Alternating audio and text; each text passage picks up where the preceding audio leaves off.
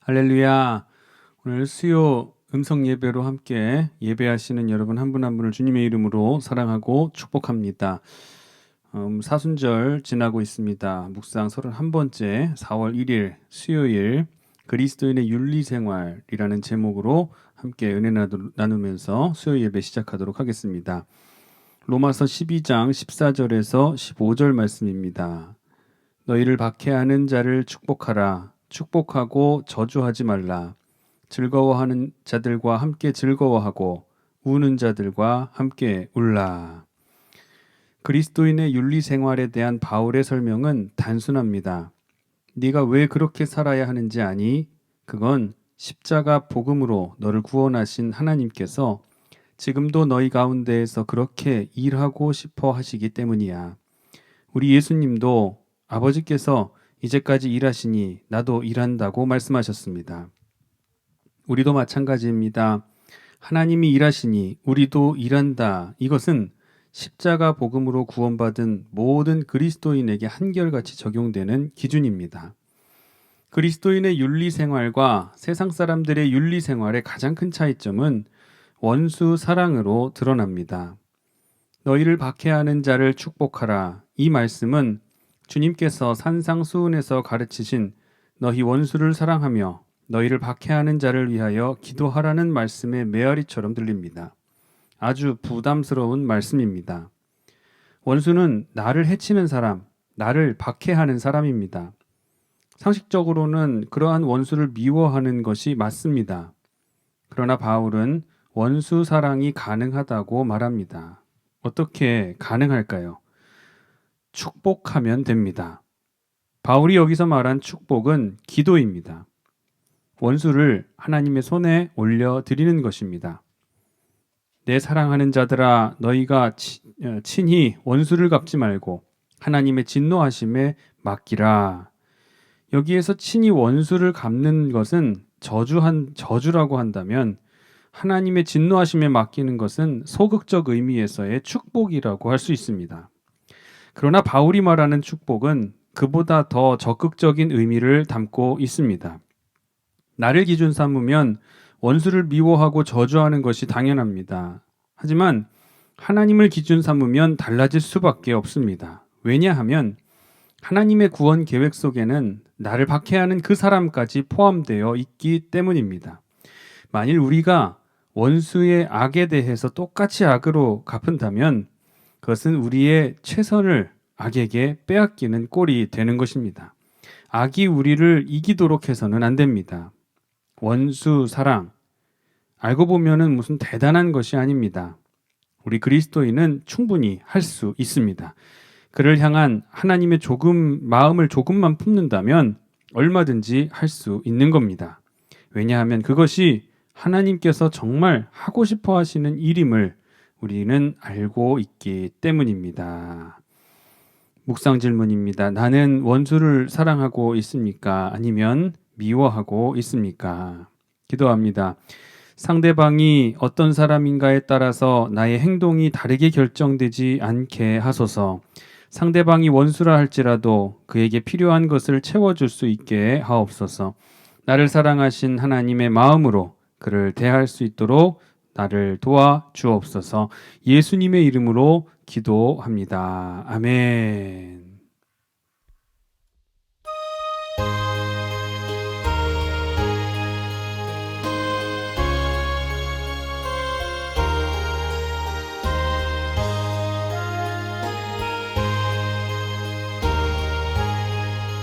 웬 말인가 날 위하여 주 돌아가시고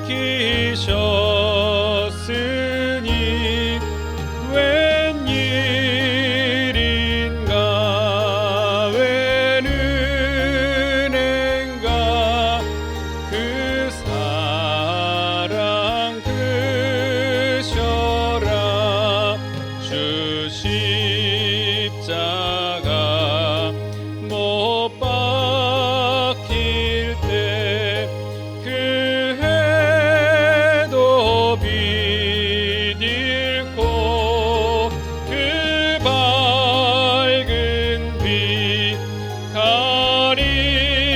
가리워서 캄캄케 되었네. 나 십자가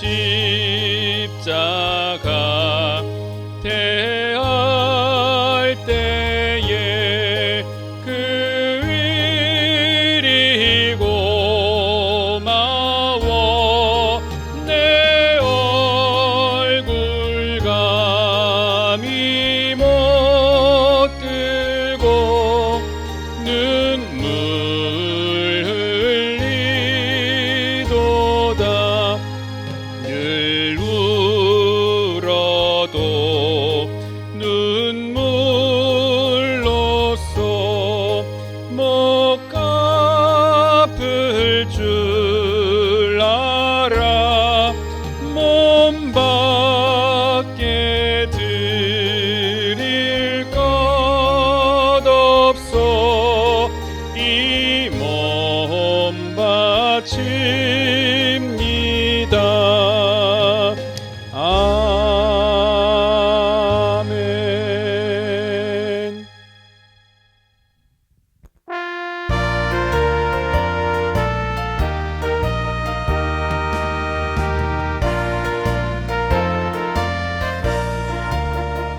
영화로운 주 예수의 십자가를 생각하면 세상 부귀 모든 영화 꿈토만도 못하도다. 오 갈보리 오 갈보리 주 예수 나를 위하여 십자가에 못 박히신 오 괴로우신 나의 주 구주께서 죽으실 때 성전이 장치 져지어 구원의 길 여심으로 천국 기쁨 주셨도다. 오 갈보리 오 갈보리 주 예수 나를 위하여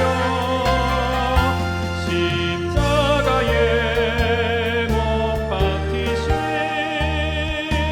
오 괴로우신 나의 주 구주 예수 갈보리에 흘린 피와 물 가지고 나의 몸과 영혼까지 구속하여 주셨도다. 오 갈보리 오 갈보리 주 예수 나를 위하여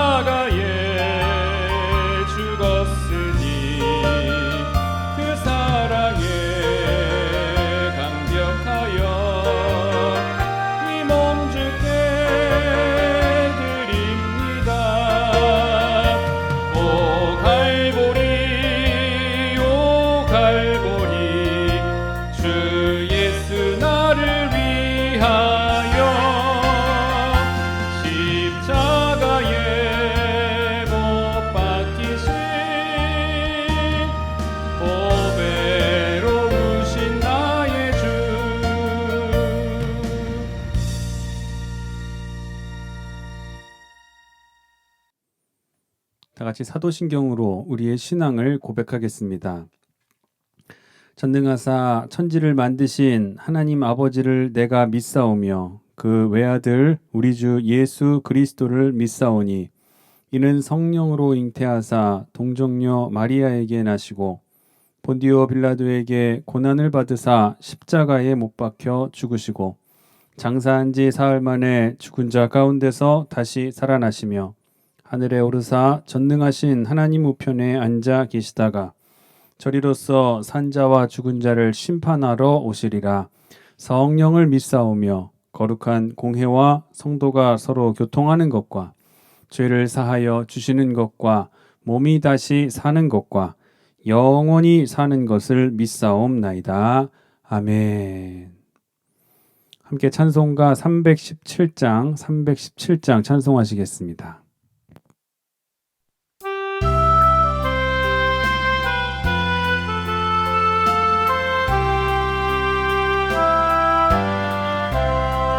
내 주 예수 주신 은혜 한없건만 내 주 앞에 이 적은 것 다 드리니 주 예수여 내 정성을 받으소서. 주 날 위해 보배로운 피 흘리사 그 귀하신 생명까지 다 주시니 내 천한 몸이 생명을 왜 아끼랴. 주 예수께 빚진 것이 한없건만 나 주 위해 드린 것은 참 적으니 주 예수여 너그럽게 보옵소서. 날 위하여 십자가에 피 흘리사 주 예수의 은혜로서 인치시고 내 모든 것 주의 소유 삼으소서. 주 날 위해 그 귀하신 몸 버리사 이 내 몸을 핏값으로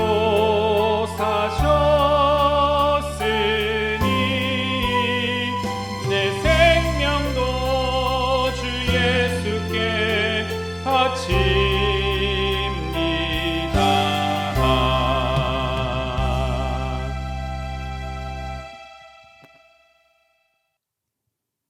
함께 기도하겠습니다. 하나님 아버지, 은혜를 진심으로 감사를 드립니다. 오늘도 우리를 부르시고 아버지 앞에 나와서 함께 예배하게 하시니 진심으로 감사드립니다. 주의 전에 함께 모여 예배드리고 싶은 마음이 간절하지만 그럴 수 없는 지금의 상황 속에서 가슴 아파하는 우리를 불쌍히 여기시고 긍휼함을 베풀어 주시옵소서. 하나님 아버지, 하늘문을 여시고 한 마음으로 주의 뜻을 구하는 우리의 기도에 응답하시기를 원합니다. 여기까지 우리를 도우신 에베네셀의 하나님, 우리나라는 선교사님들을 통해 흘려진 예수님 보혈의 피에 세워진 대한민국입니다. 1885년 어둡고 캄캄한 이 땅에 심으신 복음의 씨앗이 일제강점기와 6.25의 큰 아픔과 근대화의 소용돌이 속에서도 아름다운 열매를 맺게 하셨음을 감사드립니다. 또 찬양합니다. 그러나 아버지, 이 나라 다시금 큰 아픔과 혼란 가운데에 헤매고 있습니다. 무엇보다 남과 북, 이념과 사상과 지역과 계층에 분열되어서 몸살을 앓던 이 나라가 하나 되지 못한 채 코로나19라는 국가적인 재난을 맞이하게 되었습니다. 무너져 내리는 정치, 경제, 국가 안보와 더불어 이제는 개인의 건강과 생명까지도 위협을 받게 되는 상황 속에서 우리 모두가 생을 위해 울부짖고 있습니다. 내가 내 백성의 고통을 분명히 보고 부르짖음을 듣고 그 근심을 알고 친히 내려오시고 건지시겠다고 약속하시고 인도하시겠다고 하셨던 아버지 하나님, 이제 그 약속을 속히 이루어 주시옵소서. 우리가 주님만을 간절히 기다리고 기다립니다. 이 나라와 민족을 구원하여 주옵소서. 주의 말씀으로 이 땅을 고치시고 새롭게 하시기를 원합니다. 자비하신 주님, 지금 우리는 아무것도 할 수 없사오니 우리를 긍휼히 여기시고 이 어려움과 환난이 속히 지나갈 수 있게 역사하여 주시옵소서. 우리 특별히 교육관 건축을 위하여 기도합니다. 우리 교회를 향해 품고 계신 하나님의 뜻을 잘 알아가게 하여 주옵시며 이를 위해서 최선을 다하는 우리 건축위원들에게 늘 지혜와 명철함 더하여 주셔서 부족함 없이 하나님의 주신 사명 잘 감당하게 하여 주시옵소서. 앞으로 좋은 업자도 만나게 하시고 입찰 기간 중에 있습니다. 하나님, 어려움 오더라도 능히 이길 수 있는 좋은 입찰 입자들과 함께 공사를 진행해 나갈 수 있도록 하나님 능력도 함께 부어 주시옵소서. 이 시간 주님께서 주시는 말씀을 들고 귀한 방송으로 말씀을 전하게 하셨사오니 거룩한 하나님의 말씀에 대언자 되게 하여 주옵시고 듣는 성도들에게도 늘 성령과 지혜로 충만케 하셔서 생명의 말씀을 들을 때에 하나님의 말씀을 받아 능히 순종할 수 있는 저희들의 삶이 되도록 인도하여 주시옵소서. 시작과 끝을 주님께 의탁드리며 거룩한 그리스도 예수의 이름으로 간절하게 기도하옵나이다. 아멘.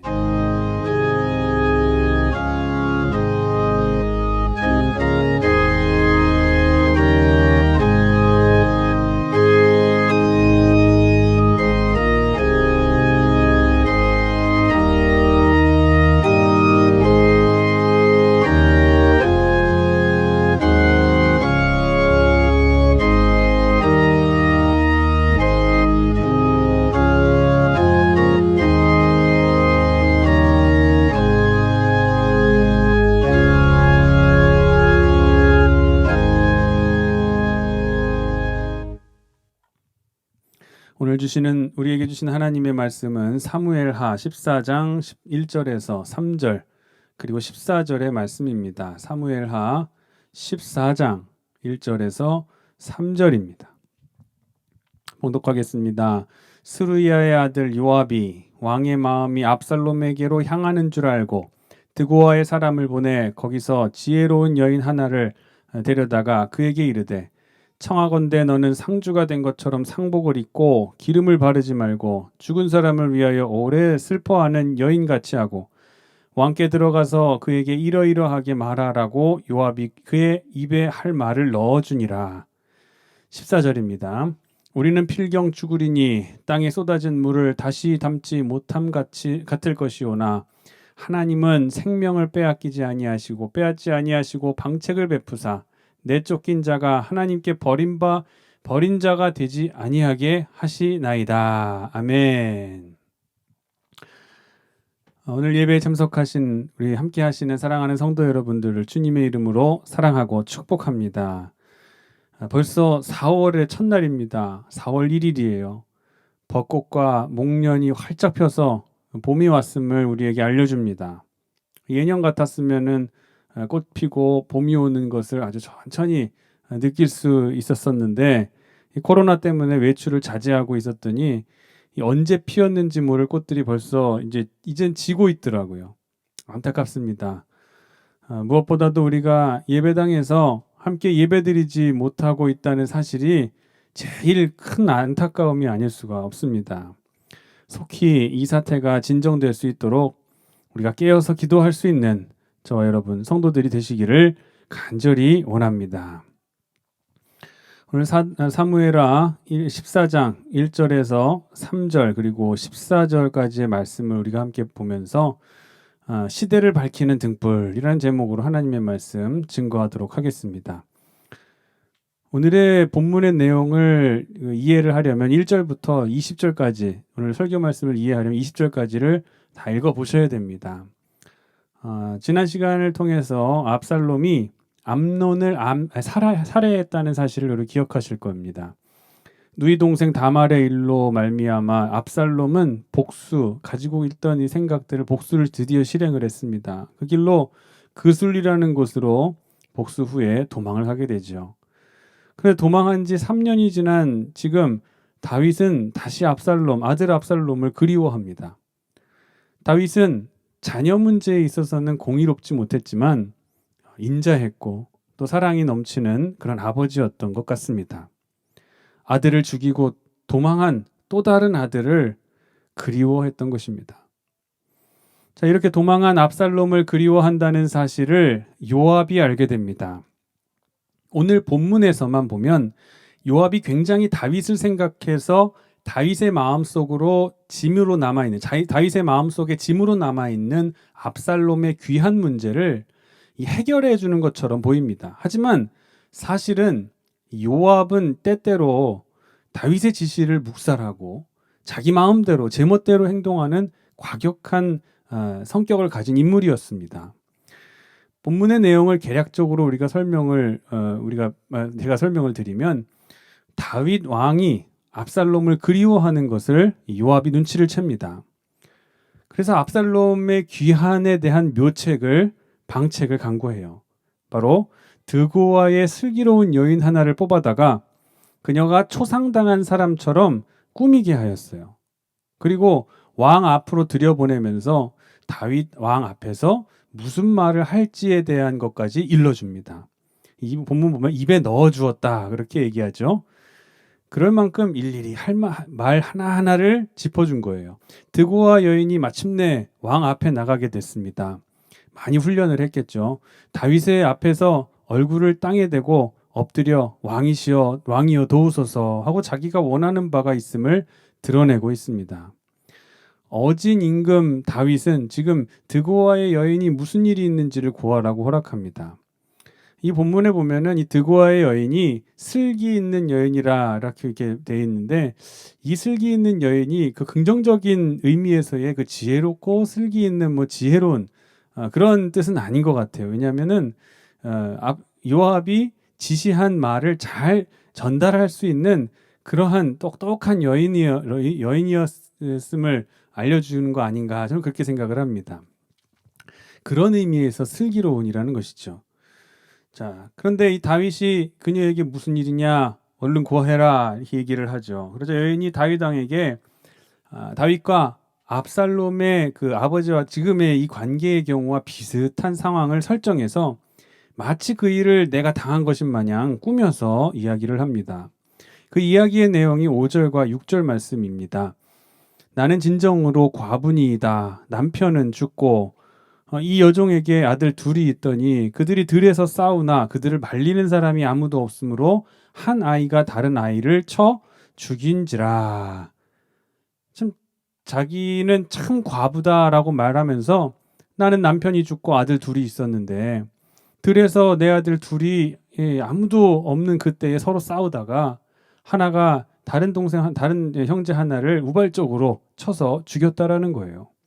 그러자 이번에는 그 사실을 알고 온 문중이 일어나서 동생을 쳐 죽인 자를 내어놓아라 하면서 죽은 자의 원수를 갚고 이 동생을 죽인 자의 씨를 발리겠다 그렇게 하였다는 거예요.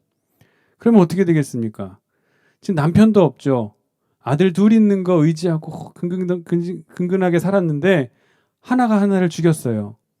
그런데 문중이 그의 죄를 추궁하겠다고 하면서 남은 아들마저 하나 내놓으라고 하니까 어떻게 하겠습니까? 지금 집안 식구들을 보호할 수 있는 남자가 아무도 없는 거예요. 남자가 아무도 없는 이 가정에 남자가 아무도 없는 이 여인이 앞으로 살 길이 막막했던 겁니다. 물론 설정된 이야기였지만 이야기만 듣고 보면은 참 딱한 일이 아닐 수 없습니다. 어진 임금이었던 다윗은 이런 이야기를 듣고서 긍휼을 베풀어 줍니다. 여인에게 집으로 돌아가라 하면서 선처해 주겠다고 약속을 하는 거예요. 그런 다윗에게 여인은 이번 일 때문에 왕과 왕실에 제가 누가 되지 않기를 원합니다. 누가 되지 않기를 원한다고 그렇게 얘기해요.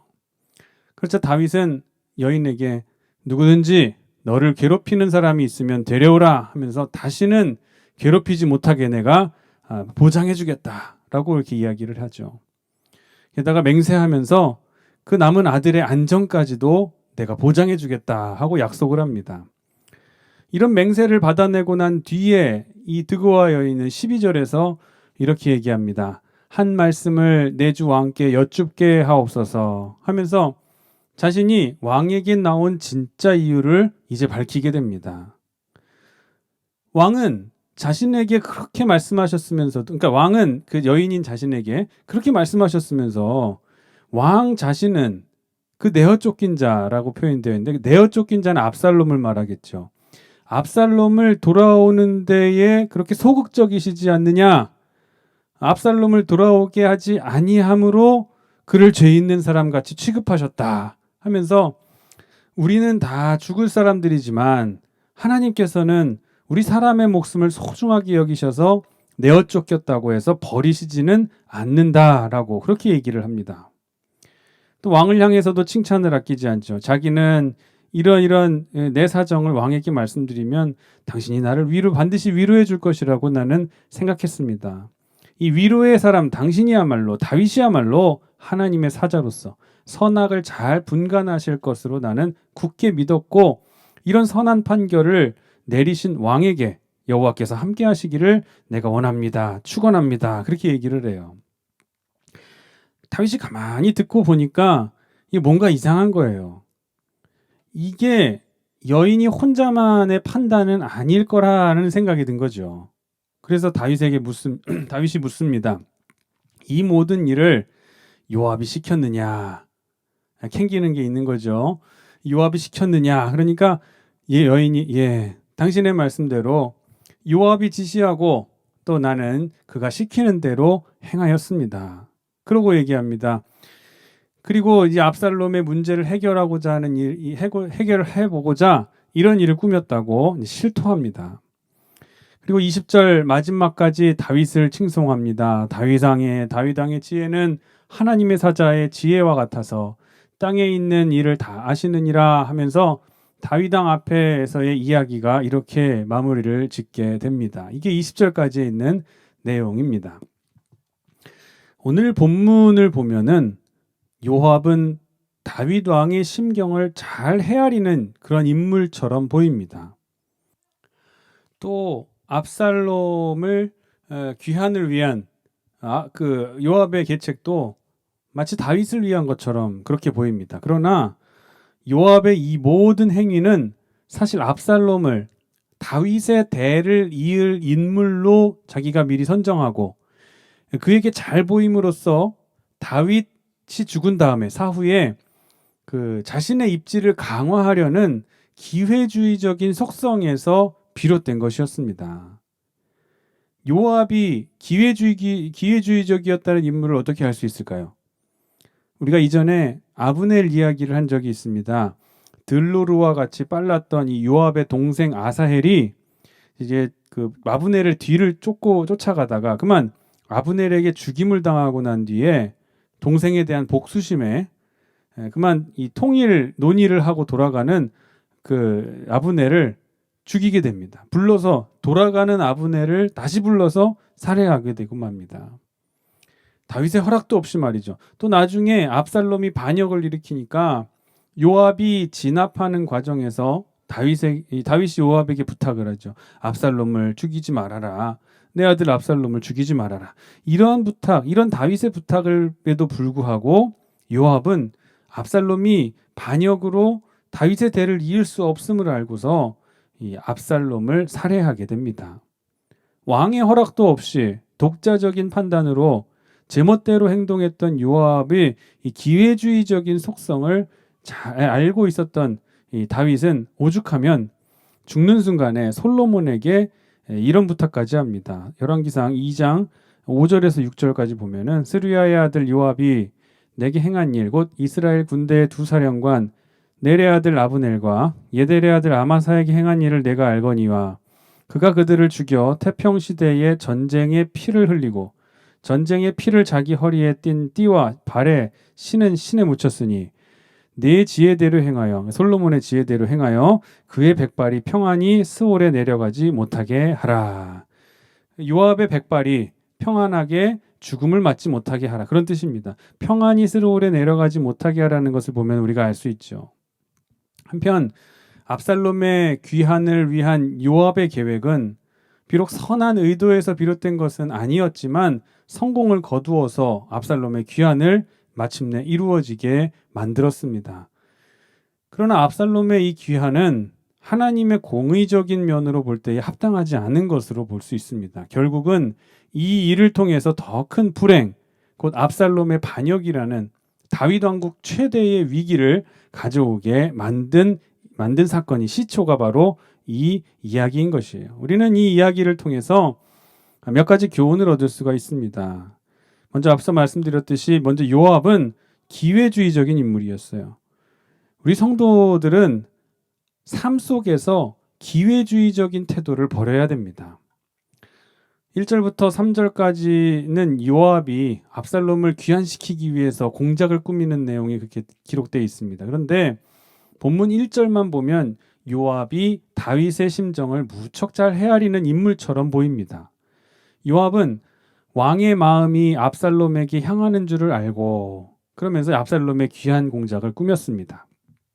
그러나 우리가 여기서 알아야 할 것은 요압이 다윗의 심정을 잘 헤아려서 다윗을 위해서 압살롬의 귀환을 추진한 것은 아니라는 사실입니다.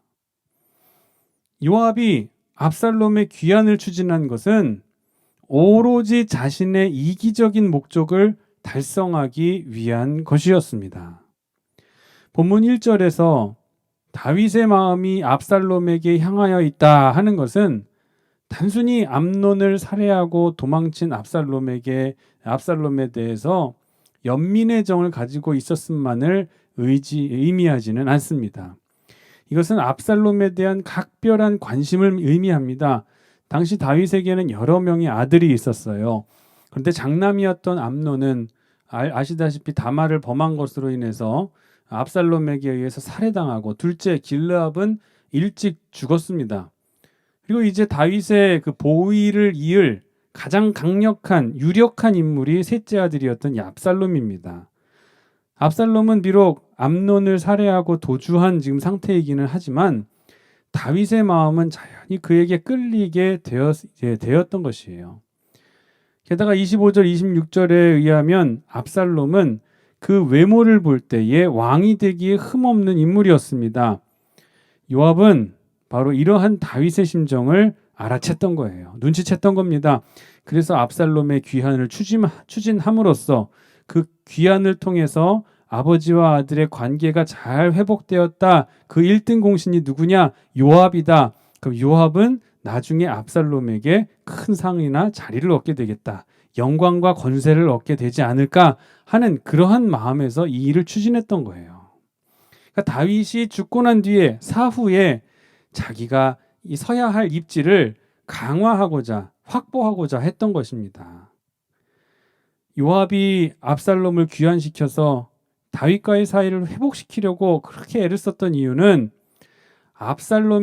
다윗에 대한 또한 왕자인 압살롬에 대한 진정한 충성심 때문이 아니라 순전히 자신의 이기적인 목적을 이루기 위해서였다는 것입니다. 이것은 아까 말씀드렸던 그 다윗과 통일 협상을 마치고 돌아가는 아브넬을 가던 아브넬을 불러서 다시 죽인 것이나 나중에 압살롬이 반역하면서 더 이상 반역자가 어떻게 왕이 될 수 있겠어요? 다윗의 보위를 더 이상 그가 이을 수 없게 되는 사건이 발생하게 되니까 다윗의 간곡한 부탁에도 불구하고 이제 더 이상 그에게는 압살롬이 필요 없는 존재가 된 거예요. 그래서 그를 무참하게 살해했던 모습을 통해서 우리는 분명히 요압이 기회주의적인 사람이다. 달면 삼키고 쓰면 뱉는 사람인 것을 상황에 따라서 내가 붙어야 될 사람에게, 내가 잘 보여야 될 사람에게 해야 된다 하는 것을 우리가 볼 수가 있는 거예요.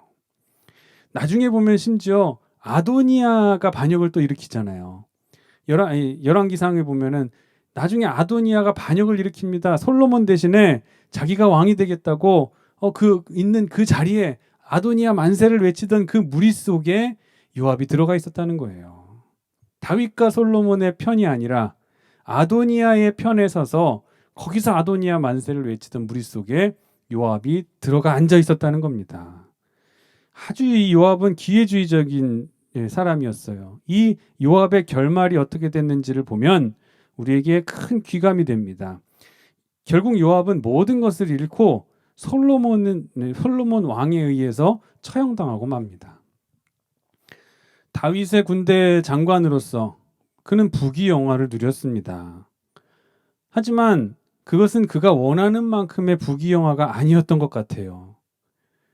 요압은 왕에 비할 만한 권세와 영광을 갖기를 원했습니다. 군대 장관 수준으로서의 영광이 아니라 그 이상의 것을 그는 추구했던 겁니다. 그런데 그런 기회주의자 요압의 최후는 결코 아름답지 못했습니다. 기회주의자가 아름답지 못하다는 것이 우리 신앙생활에도 동일하게 적용되는 것을 기억해야 됩니다.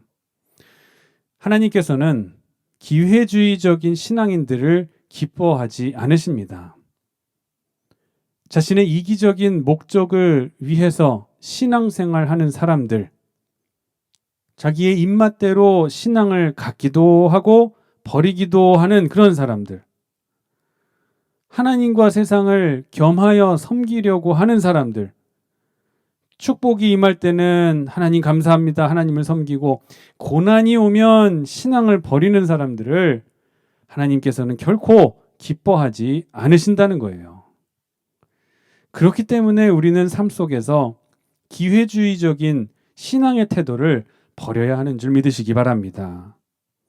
상황에 따라서 시시각각 변하는 그런 신앙인이 아니라 언제나 동일하게 진실하게 성실하게 하나님과 사람 앞에서 끝까지 신앙생활하는 여러분이 되시기를 간절히 축원합니다. 그리고 계략을 꾸미는 이 요압의 모습이 담긴 3절까지의 말씀에서 우리가 한 가지 더 깨달을 수 있는 말씀이 있습니다. 이기적인 목적을 달성하기 위한 이 요압의 이런 모습은 우리를 미혹하게 하는 사탄의 특성이기도 하다는 것입니다. 먼저 1절에서 요압이 왕의 마음이 압살롬에게 향하는 줄 알고 라고 했습니다. 지금 요압은 다윗의 동태, 시선, 말 이런 것을 아주 예의주시하고 다윗의 마음을 읽고 있었던 거예요. 그리고 2절에서는 드고아에 가서 슬기 있는 여인 하나를 데려다가 라고 했습니다. 계략을 실행하기 위해서 가장 적절한 도구를 찾아낸 거예요. 물색하고 이것을 동원하였음을 말해주고 있는 겁니다. 그리고 그녀를 죽은 자를 위해서 애곡하는 유가족으로 보이기 위해서 철저히 위장시켰습니다. 이것은 다윗의 동정을 최대한 이끌어내기 위한 술책이었습니다. 그리고 3절에 할 말을 그의 입에 넣어주니라 라고 했어요. 직접 자신이 나서서 하지 않고 배후에서 그 여인을 조종해서 자신의 계략을 성취시키고자 했던 것이에요. 그리고 그 여인을 다윗에게 접근시켜서 압살롬의 귀한 허락을 유도해냈습니다.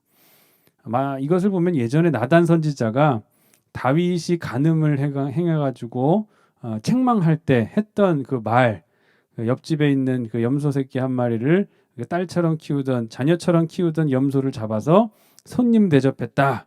그 얘기를 했던 것과 비슷한 것, 말을 흉내낸 것 같아 그렇게 보입니다. 정리해 보니까 요압이 얼마나 간교한지 보이지 않으십니까? 이런 교묘한 방법을 동원해서 결국 다윗에게 어쩔 수 없이 압살롬을 데려오도록 만들게 함으로써 자신의 계략을 성취해내고야 맙니다. 어떻게 해서든 수단과 방법을 동원해서 사람을 구워 삶아서 결국 내 뜻을 이루어낸다라는 것입니다. 이것을 우리의 신앙에 비유해 보자면 사탄도 늘 이러한 방법을 가지고 성도와 교회를 흔들어 놓습니다. 사탄도 우리의 사정과 형편과 우리의 마음을 정확하게 읽은 다음에 친구나 가족, 동료, 그 외에 가장 적합한 사람들을 동원해서 성도들의 마음을 흔들어 놓습니다. 마태복음에도 예수님 이야기 중에 이런 얘기가 있죠. 예수님의 마음을 막 흔들어 놓으려는 사탄이 이용했던 사람이 있어요. 먼 사람이 아닙니다. 모르는 사람이 아니에요. 가장 바로 곁에서 예수님 가장 사랑하시던 수제자 베드로가 바로 이런 역할을 했었어요. 마태복음 16장 22절에 보면은 예수님께서 이제 예루살렘에 올라가면 장로들과 대제사장들과 서기관들에게 붙잡혀서 고통을 받고 죽임을 당할 거라는 말을 하시게 됩니다. 그러니까 이 가슴 철렁한 베드로가 예수님께 이렇게 대답합니다. 베드로가 예수를 붙들고 항변하여 이르되 주여 그리 마옵소서 이 일이 결코 주께 미치지 아니하리이다. 예수님 제가 있는 한 예수님이 그렇게 되실 일은 없습니다. 라면서 이야기를 하죠. 그때 예수님께서 베드로가 아닌 베드로를 이용하는 그 배후의 사탄을 대적하십니다. 저주하십니다. 그 23절에 예수께서 돌이키시며 베드로에게 이르시되 사탄아 내 뒤로 물러가라. 너는 나를 넘어지게 하는 자로다. 네가 하나님의 일을 생각하지 아니하고 도리어 사람의 일을 생각하는도다 하시고. 우리는 이러한 사탄의 교묘한 괴계에 속지 않도록 조심해야 됩니다. 성경은 사탄은 언제나 자신을 광명의 천사로 위장한다 했습니다. 위장술의 대가예요. 고린도후서 11장 14절에 이것은 이상한 일이 아니니라 사탄도 자기를 광명의 천사로 가장하나니라고 했어요. 심지어 내 품 안에 있는 아내나 형제, 절친한 친구까지 동원해서 하나님을 떠날 수 있으면 떠나게 하도록 유혹한다라고 우리 말씀하고 있습니다. 신명기 13장 6절 말씀입니다. 내 어머니의 아들 곧 내 형제나 내 자녀나 내 품의 아내나 너와 생명을 함께하는 친구가 가만히 너를 꾀어 이르기를 너와 네 조상들이 알지 못하던 다른 신들 곧 내 사방에 둘러싸고 있는 민족 혹 내게서 가깝든지 내게서 멀든지 땅이 끝에서 저 끝까지 있는 민족들의 신들을 우리가 가서 섬기자. 그렇게 하게 한다는 거예요. 누구를 꼬드겨서 내 어머니의 아들 곧 내 형제나 내 자녀나 품의 아내나 너와 생명을 함께하는 친구 가장 가까운 사람들을 동원해서 하나님을 떠날 수 있으면 떠나게 하도록 우리를 유혹하게 하는 것이 사탄이라는 것을 우리는 잊지 말아야 됩니다. 꼭 기억하셔야 돼요. 따라서 우리는 언제나 깨어서 기도함으로써 이러한 사탄의 위장된 가면을 벗어버리고 그 교묘한 술책을 간파할 수 있는 지혜를 하나님께 간구해야 할 것입니다. 그리고 더 나아가서 말씀과 성령의 검으로 이러한 괴계를 물리치고 주님처럼 그 받은 사명의 길을 흔들림 없이 걸어가실 수 있는 성도 여러분들이 되시기를 주님의 이름으로 축원합니다. 이제 마지막 14절 말씀 함께 봅니다. 우리는 필경 죽으리니 땅에 쏟아진 물을 다시 담지 못함 같을 것이오나 하나님은 생명을 빼앗지 아니하시고 방책을 베푸사 내쫓긴 자가 하나님께 버린 자가 되지 아니하게 하시나이다.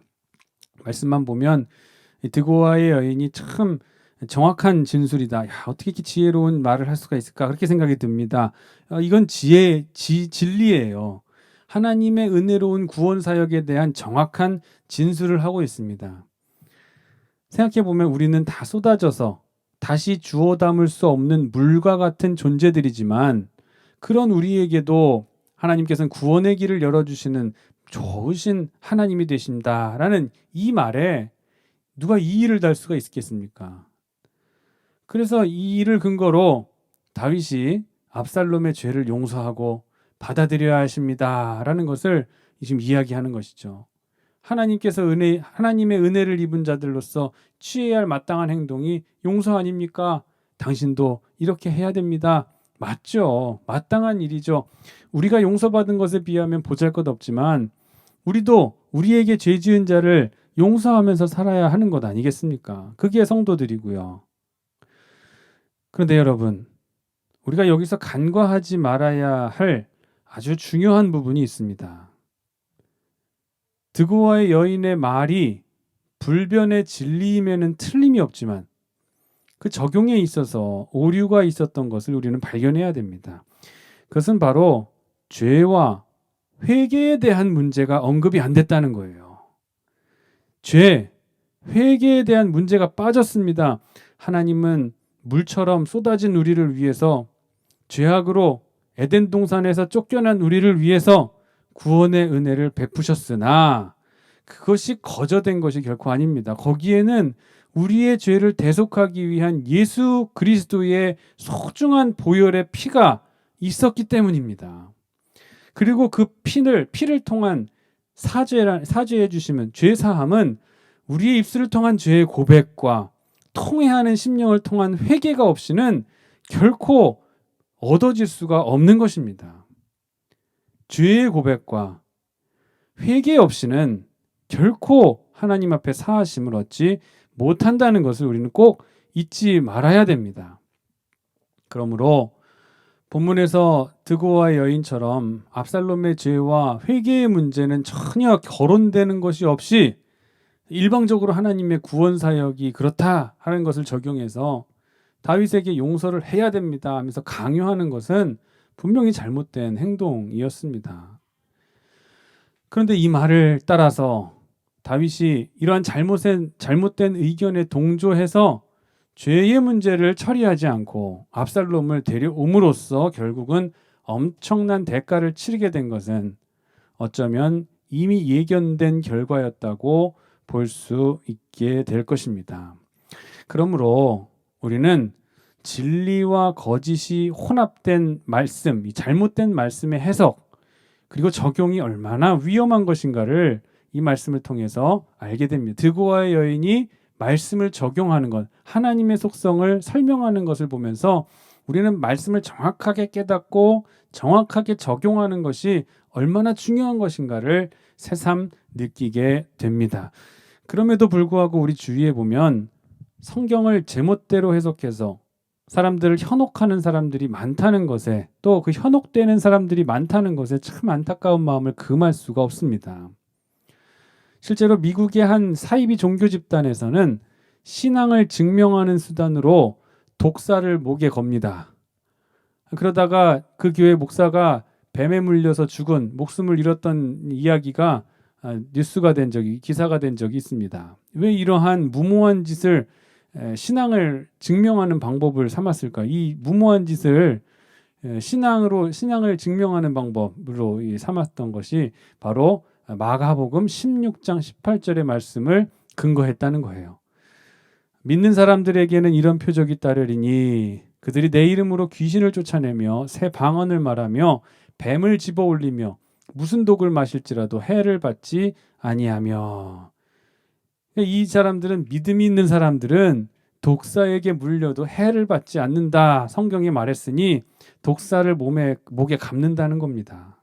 그래도 독사가 물지 않고 혹시 독사가 물더라도 안 죽으면 그 사람은 믿음의 표적을 갖게 되는 사람이다라고 생각하게 된다는 것이죠. 얼마나 어리석습니까? 그런가 하면은 어떤 이들은 말씀은 모두 영으로 해석해야 된다고 하면서 뭐 문맥이나 문장 상관없이 멋대로 성경을 다 해석해 버립니다. 어떤 집단에서는 성경에서는 붉은색이 나오면 무조건 공산주의로 규정을 해버립니다. 그래서 요한계시록 12장에 나오는 붉은 용, 이 붉은 용은 바로 공산주의 집단이라고 말하는 것이라고 주장을 합니다. 왜냐하면 공산주의자들은 붉은색을 좋아하기 때문이라는 것을 그 이유로 들어서입니다. 그럼 그렇게 말한다면 사무엘상에서 다윗이 처음 등장할 때 다윗의 용모가 얼굴이 붉었다라고 했으니까 그럼 다윗은 공산주의자가 맞습니까? 참 천편일률적으로 다 적용하기가 어려운 것이 아닐 수가 없어요. 원칙도 없이 문맥과 문장의 어떤 선후 관계를 보지도 않고 그냥 무조건적으로 성경을 해석하려는 사람들처럼 우리는 성경을 봐서는 안 됩니다. 베드로 사도의 말처럼 성경을 억지로 풀다가 스스로 멸망하는 자들이 되지 말라라고 했어요. 억지로 성경을 막 자의적으로 해석하다가 스스로 멸망하게 된다는 거예요. 그러지 말고 보다 말씀을 해석하고 잘 적용할 수 있는 저와 여러분들이 되시길 간절히 원합니다. 정확한 말씀 그리고 해석은 그리고 적용은 이 어두운 시대를 밝히는 등불과도 같습니다. 따라서 우리는 날이 갈수록 혼란스러워지고 말씀을 멋대로 해석함으로 진리를 왜곡하는 사람들이 많아지고 있는 이때에 이 나라가 혼란스럽고 혼탁한 때일수록 이 말씀을 자의적으로 왜곡해서 해석하는 사람들이 많아집니다. 이때에 말씀을 정확하게 해석하고 올바로 실천함으로 그리고 적용함으로써 이 어두운 시대를 밝히고 많은 사람들에게 진리를 전해주고 인도할 수 있는 말씀의 사도들이 되시기를 주님의 이름으로 축원합니다. 기도하겠습니다. 주님 감사합니다. 사탄은 언제나 우리가 제일로 관심을 쏟고 있는 것으로 우리를 공략한다는 것을 잊지 않게 하여 주옵소서. 여러 가지 도구로 우리를 혼란케 하는 사탄의 괴계에 능히 대적하게 하시고 언제나 하나님의 지혜를 구하며 사는 저희가 될 수 있도록 도와주시옵소서. 시대가 혼탁하고 어지럽습니다. 이러한 시기에 말씀을 올바로 깨달을 수 있는 태장교회로 세워주시옵고 지역을 밝힐 수 있는 등대로 바로 설 수 있도록 은혜 베풀어 주시옵소서. 질병과 싸우는 이 나라와 전 세계를 불쌍히 여겨 주시옵소서. 의료진에게 능력을 더해 주셔서 저들과 또 치료받는 이들과 그의 모든 가족들을 통해서 하나님의 영광이 더 드러날 수 있는 기간이 될 수 있도록 주여 변화시켜 주시옵소서. 이제 한 주간의 남은 3일도 우리를 지키시고 동행하시기를 원합니다. 주의 자녀들에게 이 세상을 이길 힘을 더하여 주시옵고 흉흉한 이 세상 속에서 세상의 소문에 거짓된 소문에 흔들리지 않고 언제나 참 진리이신 주님만을 의지하며 그 하나님의 뜻을 늘 구하는 기도하는 성도들 되게 도와주시옵소서. 감사하며 거룩한 예수님의 이름 받들어 간절히 기도하옵나이다. 아멘. 찬송가 274장입니다.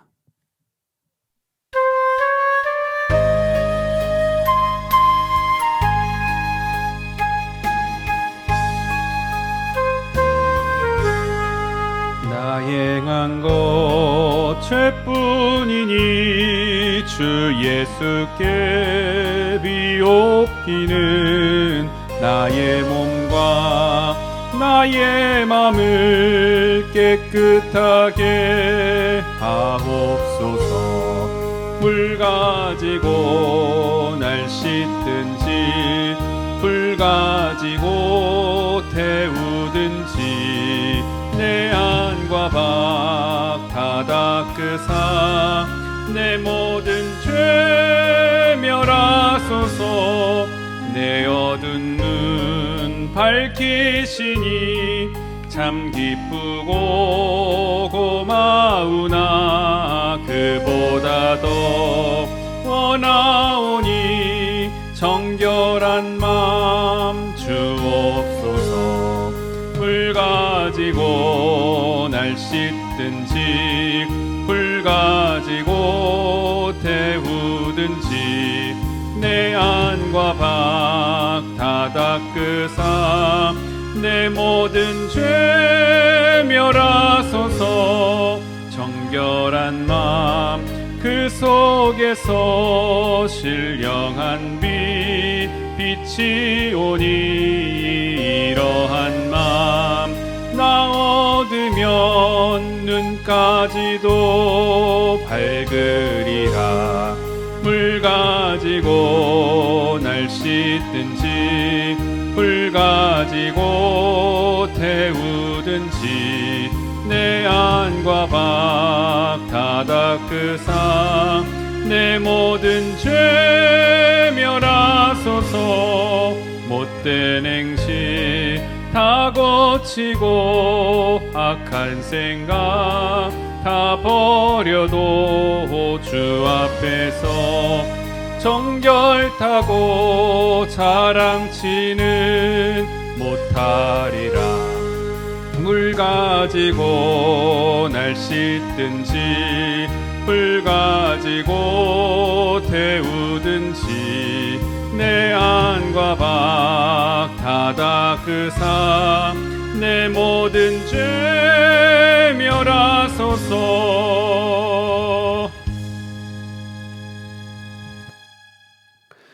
교회 소식 말씀드리겠습니다. 예수님의 고난을 기억하며 경건을 실천하는 40일 동안 사순절 기간입니다. 십자가의 능력을 재발견하시는 묵상의 기간으로 삼으시기를 바랍니다. 경고 드렸듯이 경기연회도 연기가 됐습니다. 5월 21일부터 22일까지 연기가 됐습니다. 말씀 먹기 매일 성경 통독 운동 1일 매일매일 성경을 읽으시도록 부탁드립니다. 성경 읽기 꾸준히 열심히 하시고 현재 36번 전교인 통독하였는데 앞으로도 더 횟수가 늘어날 수 있도록 영혼의 양식을 잘 축적하시는 여러분 되시기를 바랍니다. 이번 한 주간 동안 교육관 건축에 관련된 건설사 입찰이 진행되고 있습니다. 중요한 시기이니만큼 하나님께서 예비해 두신 좋은 건설사 그리고 업자가 선정될 수 있도록 또 앞으로 많은 사람들을 만나야 될 텐데 만남의 축복이 반드시 있게 해달라고 위에서 간절히 기도해 주시기를 바랍니다. 함께 축도하심으로 오늘 예배 마치겠습니다.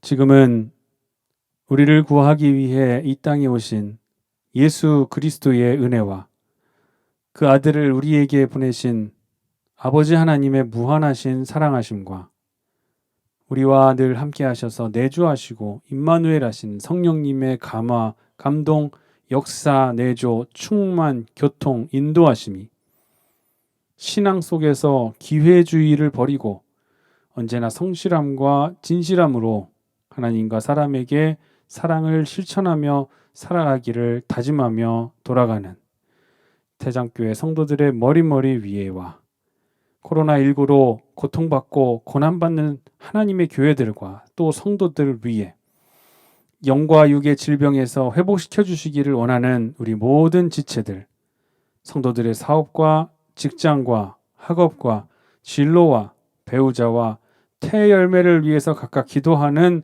우리와 우리의 자녀들의 심령 위에 지금으로부터 영원토록 함께 하시기를 간절히 축원하옵나이다.